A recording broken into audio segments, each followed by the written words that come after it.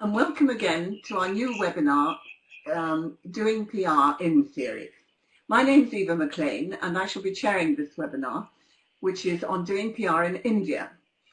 This ties in really well with our two visits which the CIPR is making later this month in India, which I think we're all very excited about. Our webinars are organised by CIPR International, in which international members belong automatically, in fact. And here we extend a very warm welcome to all PR professionals across the globe. Our aim is to facilitate understanding of different cultural differences, to build relationships with other countries and benchmark, share and learn from inspired practice all over the world. I'm certain that we'll be able to do that today extremely well, as we're really lucky in having two very senior and very experienced practitioners to shine a spotlight on India. One of our panelists today is Anjali Patil. So hello to Anjali. Anjali is Head of Brand Communications and CSR at Paribas, BNP Paribas India, which she joined in 2010. She has over 25 years experience and specializes in communications for financial services. Before joining BNP Paribas, she was Head of Corporate Communications at Fidelity India and has also held similar positions with Morgan Stanley in India and in Singapore. She also worked with Ogilvy PR, where she was Senior Partner responsible for the corporate and financial practice. I'm delighted to say that Anjali is a CIPR member and accredited practitioner of the CIPR. Our other panelist today is Deepshika Dharmaraj, who is Chief Marketing and Growth Officer of Genesis Burson Marsteller. Genesis Burson Marsteller actually won the Platinum Sabre Award Southeast Asia for Best in Show 2017 for their campaign Back to Work, Medela. Deepshika's role encompasses growth of clients and partnerships, along with developing new services to deliver on the company's promise of integrated communications for global and Indian brands. She has a deep and keen understanding of India's dynamic and rapidly expanding public relations industry. And leveraging this experience and insight, she has excelled in crisis response and counseled clients across a variety of industries and brands. Based in Mumbai, Deepshika began her career with Genesis Burson Marsteller in client servicing. Her experience includes 12 years as market leader for the Western region and 4 years as Chief Talent Officer for the firm. So, Deepshika, would you like to start us off? We're very much looking forward to your presentation. Okay, yes, thank you so much, Eva. It's a pleasure to be here today. So if you just give me a second, I'm going to share my screen with you.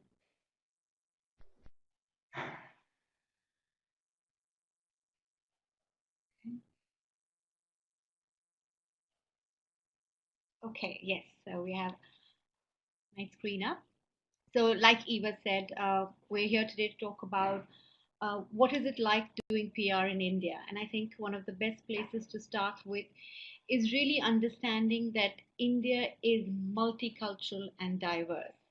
We have, believe it or not, 461 languages in this one country, and we are fragmented across states and union territories. I mean, I often say, we're almost like a mini Europe, the kind of number of countries and languages and cultures that we have. So when you're coming to India, you need to keep that very much in mind, that you're talking to a very diverse set of audiences. And even in today's digital age, print continues to grow for us in India. And I think, we often have this debate of, is print going to die? Not in India. Print continues to grow and boom, and I'll show you some of the numbers and figures which talk about that. And while we may have dropped in terms of newspaper circulation, with China leading the charts today, we still rank number 4 globally in terms of the circulation of publications and newspapers, which is print. So just to give you a snapshot, we have over 110,000 publications registered in the country. So you can imagine the number that is out there talking to the 1.3 billion population.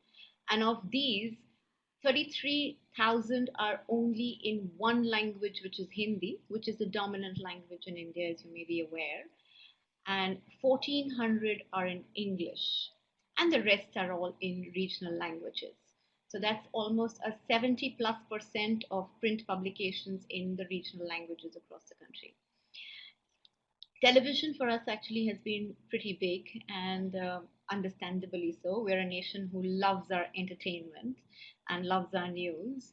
So we have a very highly penetrated Indian television market, and we have over 832 channels in the country today, of which it's about a 50-50 mix between news and non-news. So news is extremely dominant, and we have exciting news channels. The most recent one, which was launched, is actually the Republic channel. Some of you may have also heard of. So we are not only having existing channels, but there are new ones consistently being launched. Radio, in terms of PR, hasn't really seen that kind of growth, because radio is still a controlled business in terms of they are not allowed to have a news element. So it's essentially around entertainment still. But yes, radio reaches out to the majority of the masses, and especially when you're looking at the rural urban divide, then radio is the way to go to rural India. And finally, of course, nothing is complete today without digital. So we are a very heavily digitized country already. And like, we often talk about, we've actually jumped generations of digital already. And if you look at the penetration, we're already at 432 million subscribers. And this is because of smartphone usage and the way the telecom industry has grown in the country over the last 10 years. That's really taken us on a high curve of digital growth in the country. When you go further from here and say, okay, who are the kind of big media houses? So we in India have our own homegrown Indian very large conglomerates. So whether it's Network 18 or the Z Group or the UTV or Reliance, there's a whole lot of strong conglomerates here. And of course, one of the most dominant ones is what is called the Bennett and Coleman Group. And each of these are across multiple mediums, and they have got channels across. The international media houses are also very strong and large in India. Star TV is one of the largest networks over here. We also have Disney, Viacom, Sony. So pretty much everybody in the media business is available and present in India and doing pretty well. So taking a bit of a deep dive into print media, like I was saying, print media continues to grow at a rate of 8%. And this is because on the back of advertisers still use print media hugely for talking to their consumers. And Hindi and regional languages are the ones where there is the maximum growth of readership. And having said that, print media is today also adding on a lot of digital media to support them. So there is a coming together of digital and print, which is a very interesting story that's happening here. And we have traditional publications which are going into the digital format also. This is an interesting chart, and I hope you can read it, but let me just actually call out over here. This is the top 10 circulated publications in the country. And if you look at it, there's only one English paper in this. All the rest of the 9 are actually regional language papers. So that itself tells you that it is the masses, it is the people who are talking in regional language, which is where is the growth of any public relations campaign. And therefore also any company which is coming into India, their market is not just the English speaking metro audiences, but it is really the language regional tier 2, tier 3 cities, which are going to give them their next level of growth. A quick deep dive into television media. So like I said, it's a pretty large booming market and continues to grow at a rate of 15% and even faster therefore than the print media. And here again, Hindi news channels are 8 times that reach of an English news channel. So again, language becomes a very strong element of any PR campaign that you're going to be looking at doing in India. The FMCG companies are the largest spenders on television and advertising, and they take the lion's share on that media. Looking at web and looking at digital, so here are some interesting figures that we actually got off from one of the, there's FICCI is an association which publishes the entertainment and media numbers every year. They're talking about a jump of to 730 million by 2020. So in just the next 3 years, we are pretty much going to double our internet population. And these internet users on smartphones are actually going to be in non-metro and rural India. So that's where your big dominant communication base is going to be. Currently, men still dominate the internet user base with 70% of them, 70 almost, it's a 70-30 split between men and women, but I'm sure it's going to change. Women are definitely getting on more into the digital space, and I think it's a lot to do with social media, which is going to lend much more women audiences. Just doing a quick snapshot in terms of if you look at the 1.3 billion population and the penetration of internet usage and active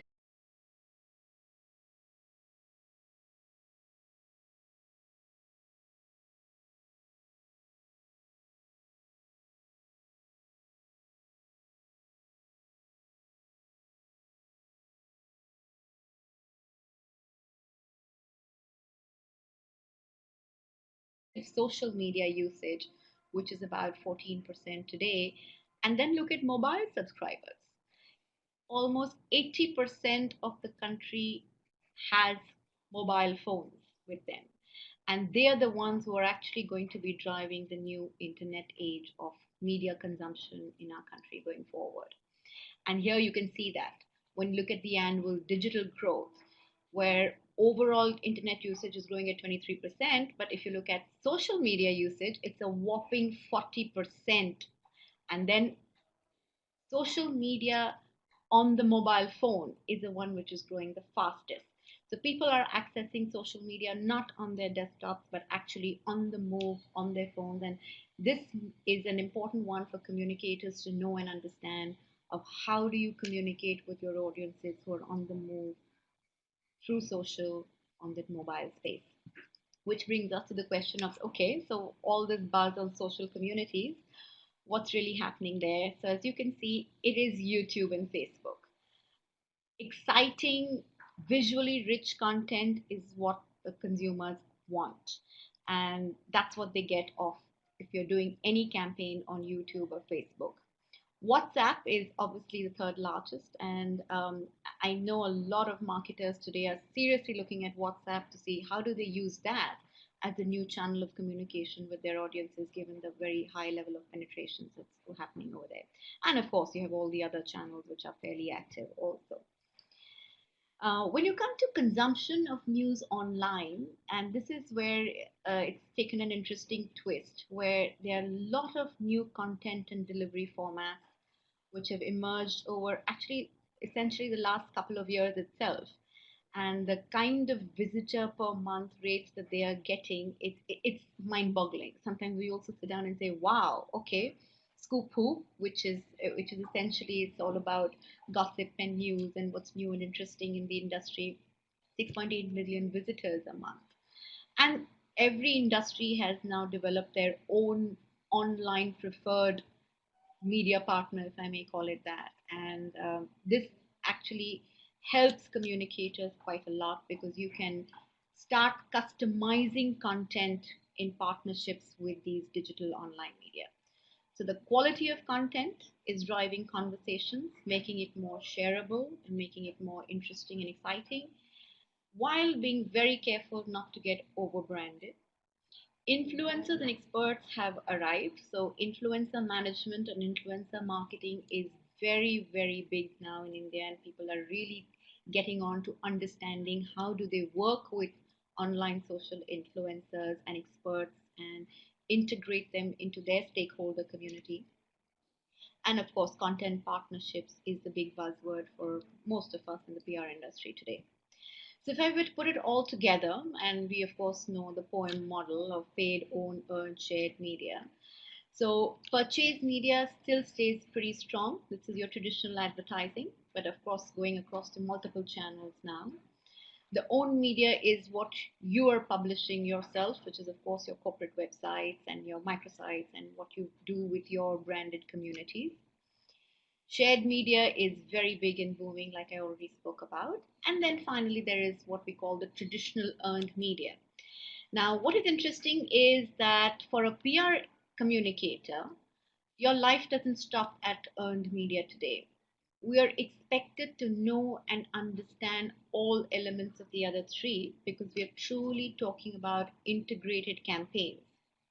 So, most of our people today are extremely educated on each of these to be able to give an integrated idea and then see how do we actually develop and amplify it across multiple platforms. So, like Eva, you were talking about the Back to Work Modella campaign. It's a great example of a truly integrated campaign where the team actually used all these mediums. So it was not that the advertising agency will do a separate advertising campaign or the digital agency does something else. We all develop the same thought, insight driven idea, and then go across all the multiple mediums and communicate the same message. And that's what really resonates and brings results for client campaigns. So finally, for from me, for I think for anybody who's coming in to communicate in India, it is a complex market dynamic over there, and I think, like I said, multilingual nation. So you need to watch out for that and be ready to translate your communication in multiple languages. The urban rural population and the different ways of communicating with both need to also be understood, and like we are discovering, especially for large consumer brands, the rural markets is where the new growth is going to come from. So we actually call them the new emerging markets. Talking to your audiences through multiple channels of communications is the way to go. So you cannot have a campaign which only looks at print media or only looks at digital anymore. It has to be an integrated campaign. And digital, of course, is a new growth engine for all of us.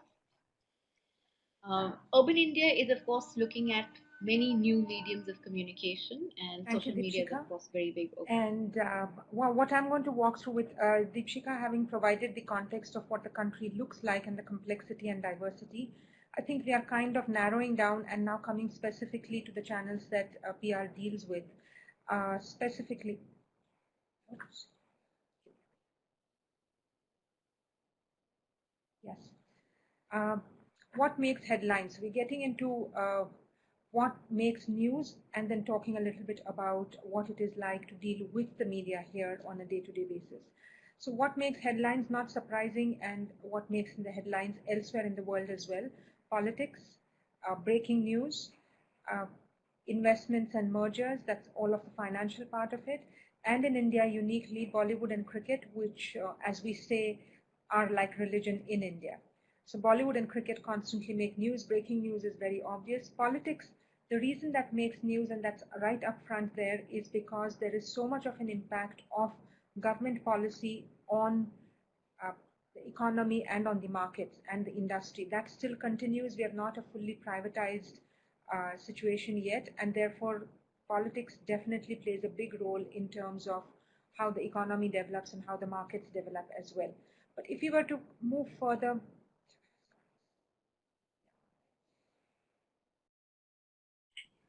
what really makes stories, or what makes is issues and crisis, of course, that we've seen in the past. And I'm not necessarily going to run through what we can see there, but these are the big headline ones: issues and crisis, big money, earnings and statistics, annual stories, hot trends, controversies.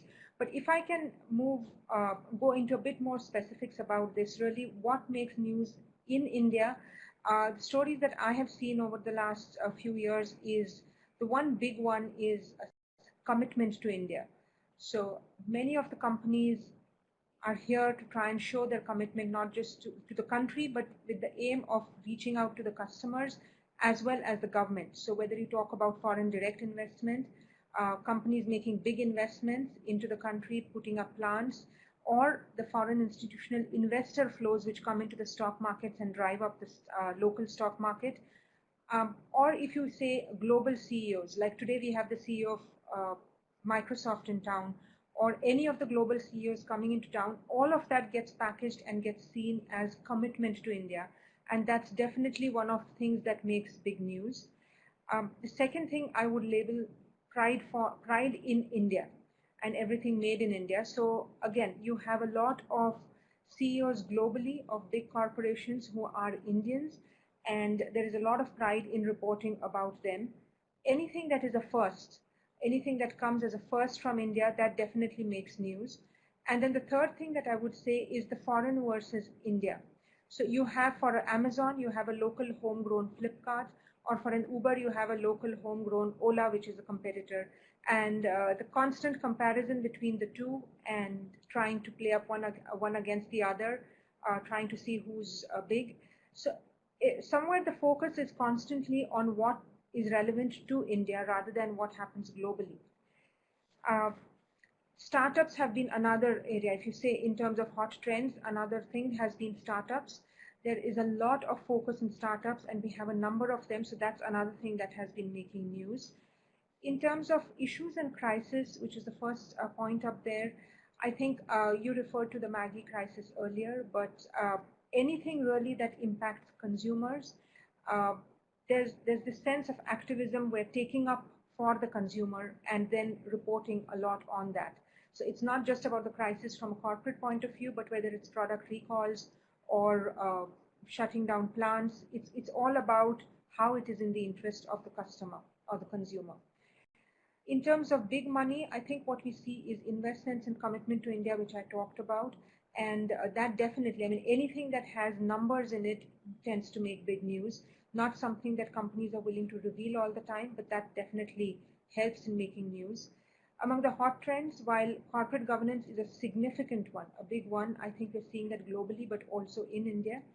Sustainability is another big one, not just sustainable finance, but just sustainability and the sustainable development goals of the UN. That definitely is a big hot trend right now. Annual stories, earnings and statistics, this is something that we see a lot more in when we're dealing with the financial sector, public relations. That's because there's a lot of focus on research, on the analysts, on what happens to the market, the stock market and where it moves up, as well as the economy. And because we are a developing economy, because we are in a growth phase, there is a lot of focus on a number of these statistics, and which is what the annual stories, as we are now going into the end of the year, you'll find not just a wrap up of the year, but also the outlook for the coming year, which tends to make news.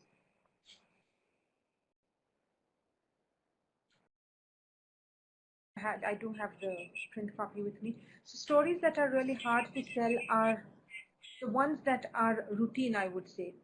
So for example, when a few years ago, if you had a new product launch and you had an event around it, you could get some kind of coverage. But today that is virtually impossible without mentions of celebrities or having a celebrity attend the event or endorse the product. The same goes for anything to do with CSR, because the media is beginning to see that unless there is genuine spending, unless there's a genuine commitment, if it is just how do you say, a cause-related marketing, then this kind of see through it, and they would like to have a celebrity there for it to be able to make news. Similarly, new hire announcements, which is if you have, there was a time when I think when we began working in public relations where you could put out appointment releases and you could get coverage, but that no longer is the case. You have to have a CEO level appointment, and that too of a significant company, for press release to get covered. More often than not, it is they will wait and they will say, well, let's just do the first interview with the CEO, and that's what would probably get you coverage. And lastly, reports. There used to be a time when a lot of reports in terms of not just a financial, but even otherwise, you could put together a study or you could put together a survey and put that out. But today, I think what we need is definite credentials, definitely a strong academic body that supports that survey, and only then would it get some kind of coverage. You cannot really put it out there. We also find that if there are global surveys that have been done and they're simply being released in India, you would not get much coverage there. You definitely need to have some element of the India angle. At the end of the day, in India, for a number of reasons, the media tends to prefer to write about India. And so anything global that's coming here would need to have an India angle. Dipshika, sir, can I request you for the next slide? Yes, we move to the next slide. Okay. Moving on from what makes news to what is it like, what Indian journalists are like, and what it means to deal with them. I think, as Deepshika said at the beginning, there is two sides to look at it. One is definitely the metros, which are the big hubs and centers, cities like Mumbai, Delhi, Chennai, Bangalore, where a lot of the media is headquartered and where they have very large bureaus. And then you have the smaller cities where you'll usually have correspondents and you will have some of the smaller newspapers running out of there. And the big difference between this is that in the bigger cities where the bureaus are much larger, you will find journalists who are tracking specific sectors or specific beats and specializing in that area. But as you move to smaller cities and smaller newspapers, not only is the pages dedicated to business, one or two that sit in the entire newspaper, but also the fact that some journalists are covering 3 to 4 sectors, and therefore there is not enough knowledge of each of these. And they would depend on us to give them that much more news. So that's the one thing to remember in terms of whether you're dealing with a national level newspaper or a business newspaper which is headquartered in a city versus in one of the metros versus something that is in a smaller non-urban center. Similarly, what happens is the exposure with the media persons who are in the bigger cities or in the metros, they are exposed to virtually all of the CEOs, the senior management, visiting senior management from overseas, and somewhere there's a saturation, or they're very, very blasé about whoever is visiting. So you might want to pitch the CEO of a particular company coming into the country, and would you want to do an exclusive? But the point is, they have seen so many CEOs that there needs to be a definite angle, or the organization needs to be large enough for them to want to really do that interview, and this is especially true for some of the larger newspapers.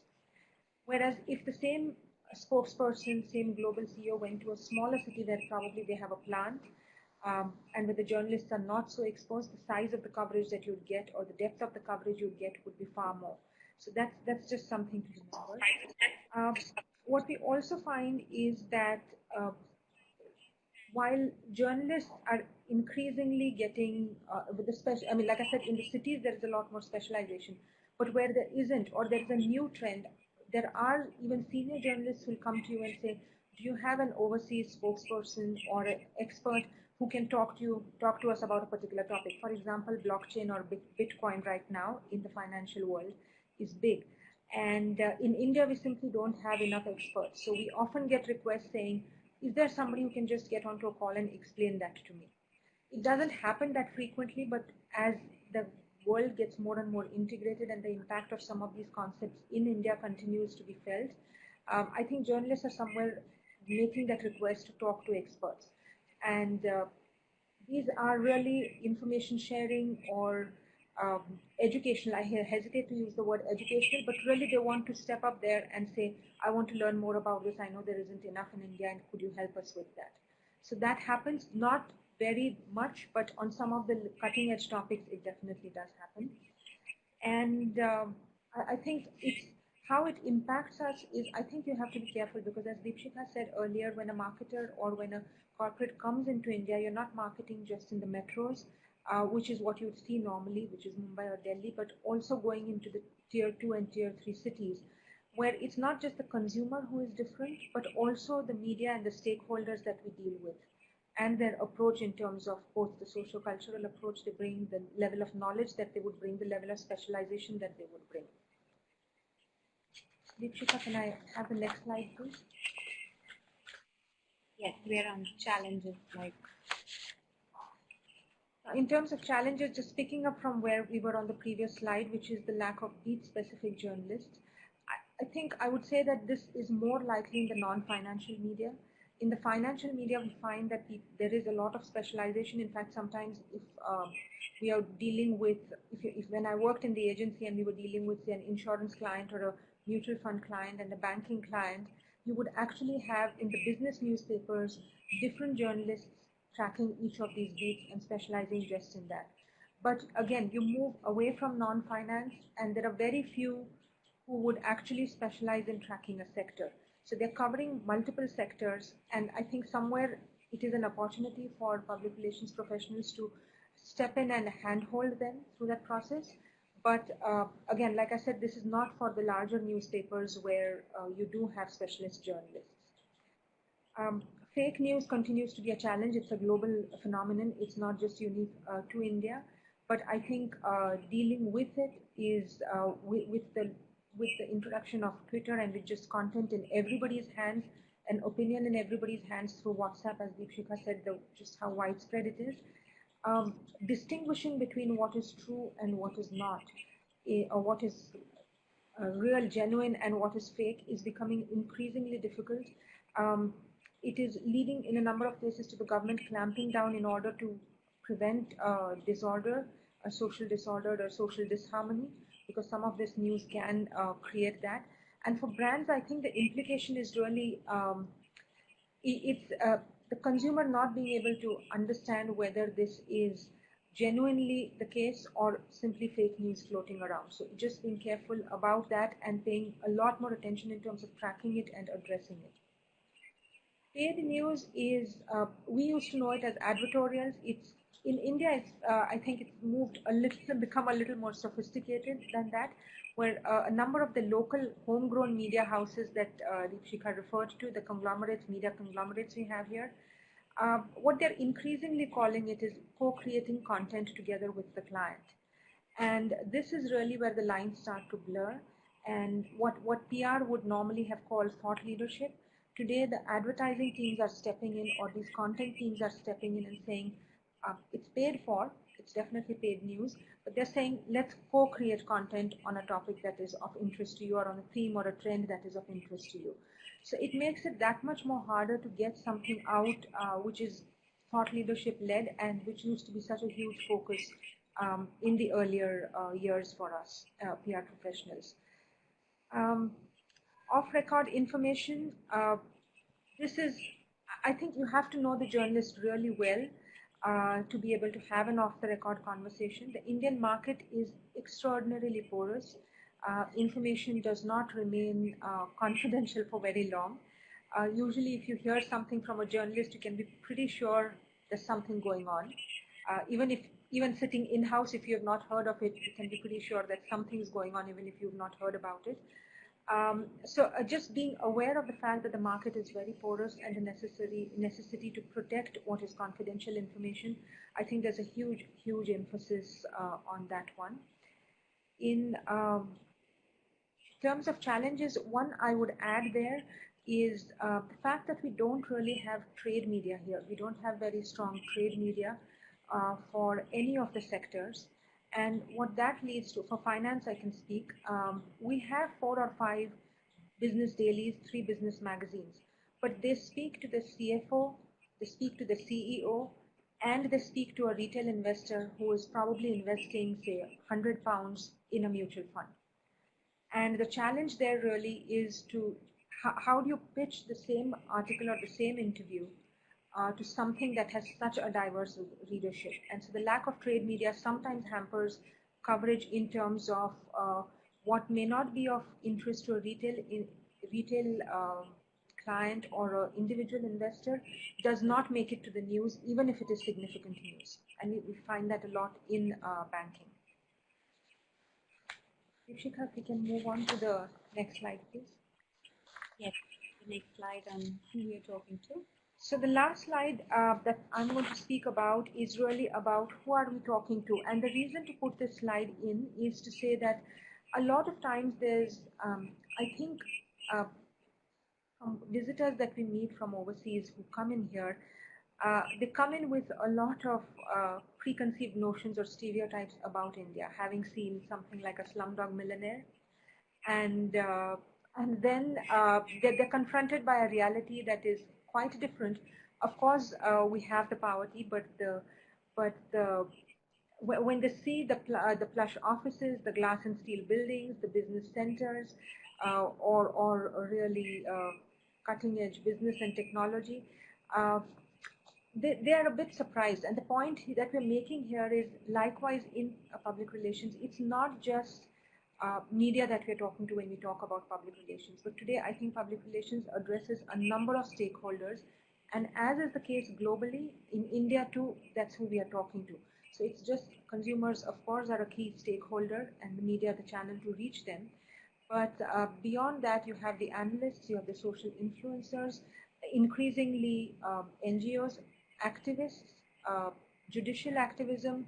You have experts who become important in cases of crisis situations because they are the only ones who are seen as neutral.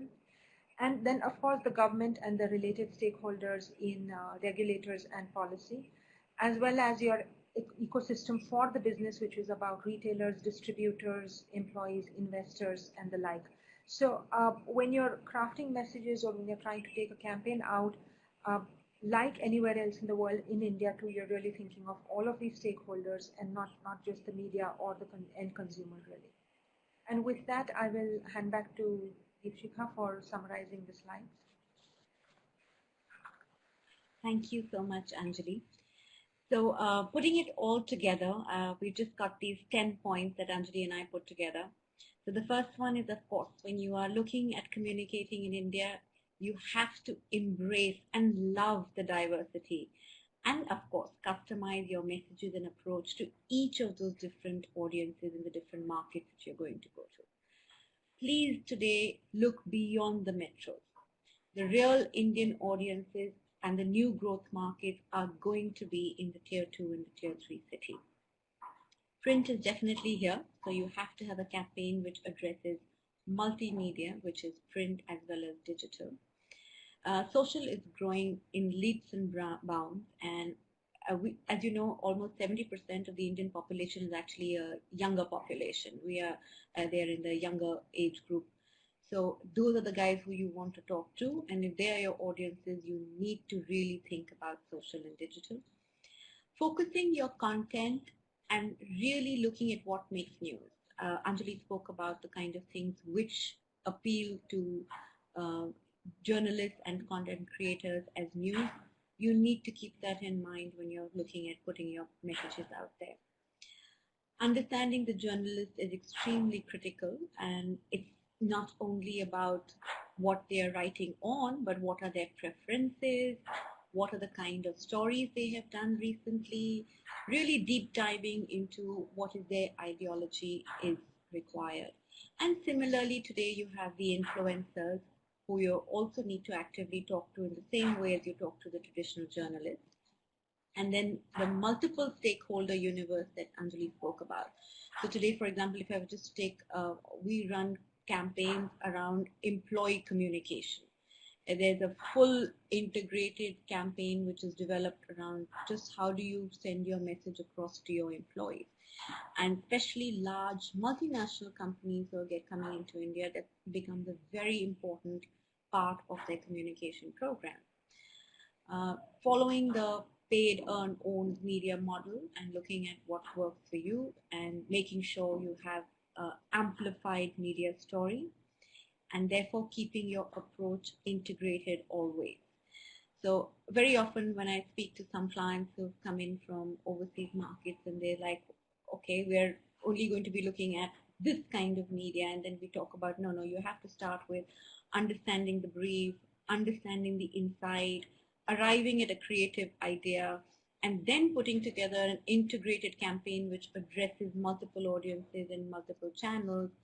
So we are a fairly advanced PR thinking country. So like Eva, you were mentioning earlier, what does PR mean in different countries? I think in India, we're pretty much high on the learning curve of PR. I mean, we're up there, and I think some of the campaigns that we do and the way we think compares with any across the world. And finally, of course, measurement of success. This is a question which everybody still struggles with the world over. But yes, we are more and more getting aware and looking at what are the right kind of measurement techniques.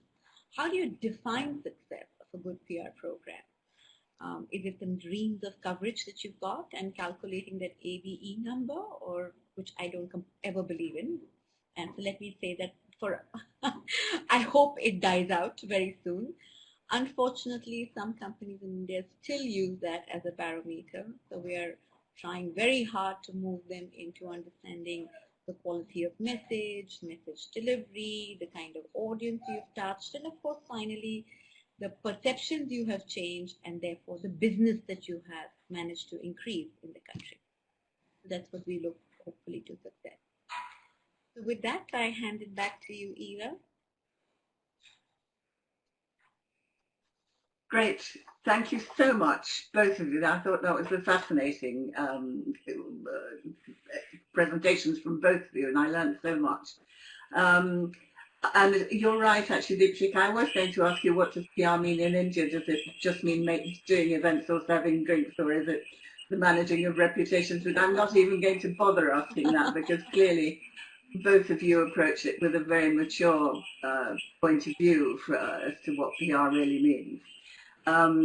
I wonder whether employers and clients are always quite as sophisticated as you two in their approach, or do they still sometimes think, well, we'll get them to do that little event for us, or do you feel that most have moved past that now?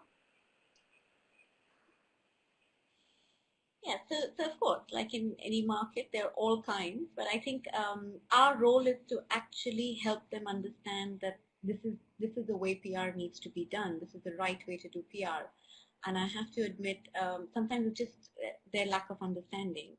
So when you spend the time with them and show them the kind of work we are doing and share with them the case studies of successes that have happened over the past few years, they're very open and very receptive to saying, oh, okay, so we are going to look at India in a very different way, and willing to put the right kind of budgets behind it. Because at the end of the day, Eva, it all comes down to what are the budgets that you're going to put on a PR program. So they may have a very large chunk of budget sitting in advertising, and they have given a minuscule 1 or 2% on public relations. So today we are forcing them to rethink that sort of budget allocation. And a lot of them are actually going down to even today looking at a 70-30 kind of split and saying, okay, if you're looking at PR and you're looking at the integrated PR, we need to be putting in. Good. Well, that's all manna to my ears. Certainly very, very good to hear. You mentioned, Deepshika, that there were, I knew that India is incredibly culturally diverse, of course, but I had no idea that there were 461 different languages, I think you mentioned. I'm staggered by that. And as you said, it's like it's more than a mini Europe. We don't even have that many, I don't think, here. And I'm really interested. Yes, I'm really interested whether, first of all, you, Deepshika, and then Anjali, if you can expand on it a bit. Just explain some of the cultural differences within the country, and what, if you're putting together a campaign, what do you have to be sensitive to, if you like? Okay, so I'll share with you an example of a company which is a tea manufacturing business. And so in India, if you look at the north of the country, they are a tea drinking community, and so obviously market share is going to be very high in the north. The south of India is a coffee drinking community traditionally. So if you're a tea manufacturing company, you have to look at, okay, how do I strengthen my market share and base in the tea drinking space? And that's a very different kind of communication. And how do I now get into the coffee drinking community and get market share and grab their mind space? So I have to think very differently. So I mean, just then you look at even eating habits. And if you're a food manufacturing company, you need to start looking at what are the different kinds of eating habits. There are some parts of the country which are very strong on wheat-based products, whereas some are very strong on rice-based products. So you have to keep looking at the same product. How would you change your communication to appeal to a different set of audiences? And that's what really talking to experts, and then you understand what will work in which market and how do you manage. Fascinating. Anjali, can you expand on that anymore, do you think? Yes, maybe I'll just take an example from the financial services sector. And again, like Deepshika said, just like there's tea drinking, coffee drinking, we find that, I mean, this would be a wide generalization, but in south of India, from an investing point of view, investors tend to be a lot more conservative. And therefore, for example, it's much easier to sell them mutual funds. But if you were to try and get them to invest in stocks, then you would have to pitch it very differently. Likewise, there's the state of Gujarat where they are known to be very fond of the stock market, and it's much easier for them to invest in equities directly. But if you were to try and sell them mutual funds, then you would have to really tailor the message very differently. So it's not to stereotype, but there are these pockets of India which are, like I said, like Deepshika said, it's just such a vast country. There are these pockets, and the way the states have evolved, that there are some hallmarks that you need to be aware of, and then tailor the same campaigns. If you were selling a mutual fund, you'd sell it very differently, not because you're going separate, not because you're looking at different geographies, but because the demographic profile is very different. Whether the investor is conservative or more aggressive, and then how would you tailor the message to that? Very interesting. Anjali, as you've actually mentioned financial services, I really wanted to ask you something about the Indian young people who are in PR, because in the UK, I get the feeling that a lot of young people are quite scared of going into financial PR, and they feel that it's it's something which they don't want to touch. It's not something they understand, and they don't want to deal with figures, etc., etc. And of course, I don't think that's true at all. I think that financial PR can be really interesting. Do you find the same in India, or is this something that's peculiar to our country, do you think? I wouldn't again want to generalize, and perhaps after I've answered, Deepshika can weigh in as well in terms of, because I don't hire as much, so I don't need those many younger people. But from the time that I used to work with Ogilvy PR, or even now, yes, I think it's more than the fear. I think they just find it very dry. And there is a lot more in terms of, whether you have lifestyle PR or you have product PR. I think there's just a lot more glamour associated with it. Whereas in the sometimes I think it's not so much the fear as much as it seems like a far more dry subject. And therefore, yes, there is a hesitation with the younger people joining it. Having said that, I think over the last decade in India, specialization in financial PR or just specialization is still relatively new in the Indian PR scenario. But over the last 10 years, I think just as the sector has grown vastly, I think we're beginning to see people increasingly coming in. Because even with the agencies that we work with, I do find younger people joining and joining quite voluntarily. These are specialists in finance. And there is that fear of not coming from a financial background, but I think if the kids are smart and if the younger generation is smart enough, I mean, they do pick up pretty quickly, so it's not that difficult. I somehow tend to think it's the fact that it's a more drier part of it and more driven by regulation, which makes it a lot more constrained, which probably makes it less attractive than some of the more glamorous or more exciting sectors to deal with. Deepshika, would you agree? Oh yeah, completely. So I actually teach a lot of young PR students. I teach in a couple of colleges and I take these courses. And you're bang on. So first, I have to say there is a fear of numbers. It's sort of ingrained, yeah, because the guys who like the numbers have actually gone into different streams. They've gone into science and computers and IT and engineering and so on. So when they choose communication, these are people who've normally come from a English or a political science or sociology or maybe even economics kind of background. So they don't necessarily have such a love for numbers. And so that does start from there itself.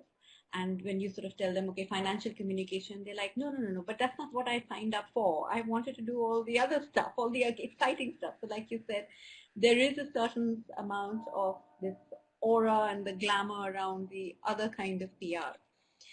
But having said that, I think there is a lot of interest also now in the true way of doing financial communication. And here, I think that's the new growth space for the younger ones, where they're looking at a more in-depth integrated financial communication approach. What I mean by that is it's not just about doing some basic investor relations or sending out a financial press release. So even for when you're doing financial comms for a company, you need to go much deeper into understanding the financial strategy and what is the business future of that business, and how do you actually use all that to make a more compelling communication campaign for the organization. So it is still niche, no doubt.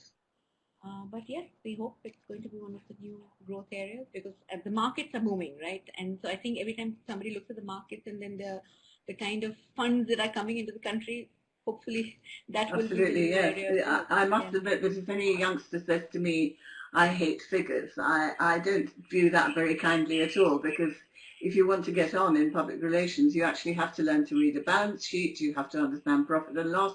So just to say, I can't do figures is really not something which goes down well with me, but I completely agree with you. It's something that will change, I'm sure.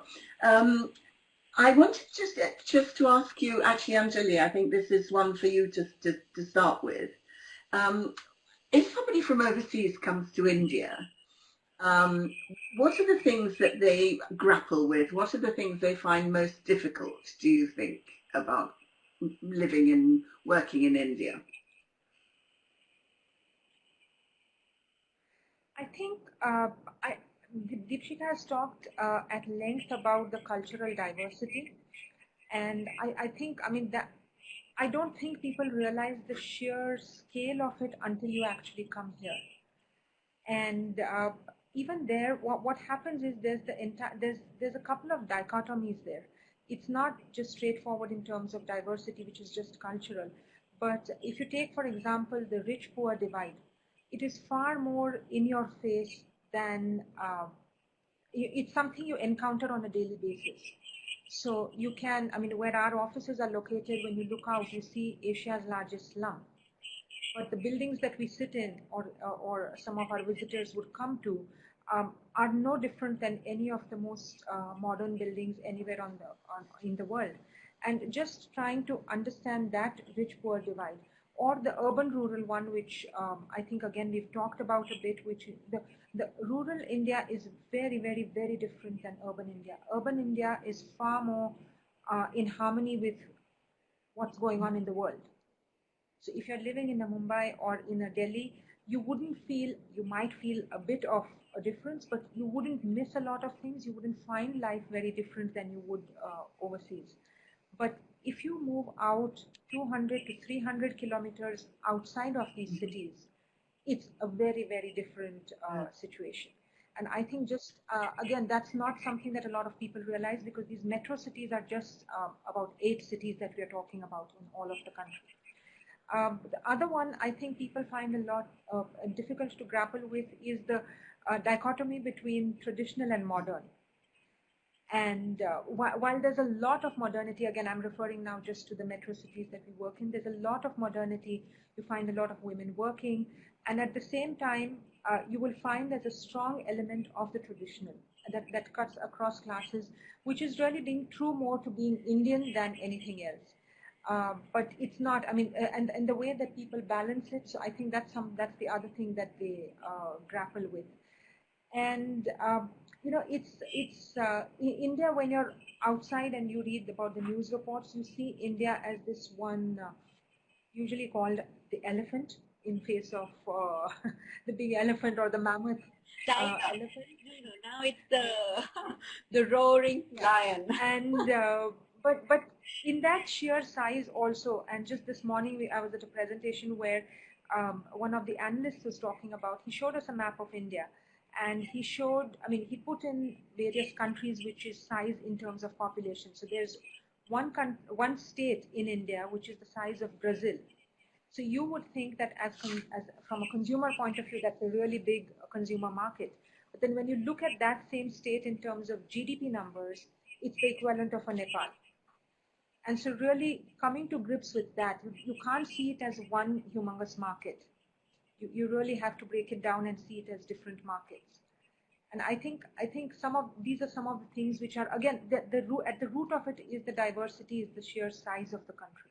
Okay, I'm actually going to ask a different question. We're very, very short of time, unfortunately, now. I've just realized that. And I have a burning question I really want to ask you.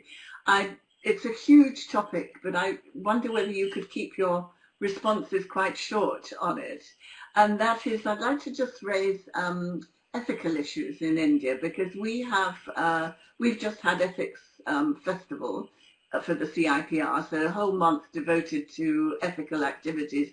We had 12 different events running through the country, and we really shine a spotlight on what it is to be ethical and professional in PR. Do you feel that ethics is something which translates in the same way throughout, and the same way in India as it does in the UK, as it does in Australia? How is all that viewed? And I'm really sorry, but can you keep it quite concise? Deepshika. Okay, so I think there is much higher awareness of ethics and having to be behaving in a particularly ethical manner. But it all emanates from what your beliefs are. And I think ethics is a lot more to do with individual and their approach to life overall. So I wouldn't like to paint a brush to say, oh, journalists are not ethical or PR people are not ethical. There are all kinds everywhere. But yes, having said that, there is a journey to be made in India on understanding the ethics and the right way of doing things in public relations. But I'm sure we will be much stronger in that space as we go forward. Anjali? Yeah, I think, yeah, the only thing that I would like to add is, yes, there is a journey to be made, but also as the stakeholders within PR, whether it's the media houses or agencies or corporates, I think each one has their own reputation to build and defend. And I think that's where the push from the corporates is also coming in, whether the corporate as media house, clients, or even agencies. I think there is a huge push because there's your own reputation to defend as well, and what's at stake there. So I think we're beginning to see, I'm not beginning to, I think it's quite embedded, especially in the international agencies, corporations, or media houses that are here. And I think they are leading the way. Okay, that's really excellent. First of all, we have to finish there. I'm so sorry because I feel I could have talked to you both for another hour. It was really, really interesting, and I'm sure everybody will find it fascinating, not just me. If you've enjoyed this webinar, then do have a look at our website, ciprinternational.com. Very easy address to remember. Our next webinar that we're planning is going to be, I believe, on Cambodia. So that's a completely different set of diversity there. If you have any questions as an audience or comments, then do write to us through CIPR International. We'd love to hear from you. And if you want to join, then have a look at the CIPR website. So thank you so much. Thank you very much, Deepshika. Thank you also, Anjali. Really fascinating. So thank you. Until the next time. Thank you.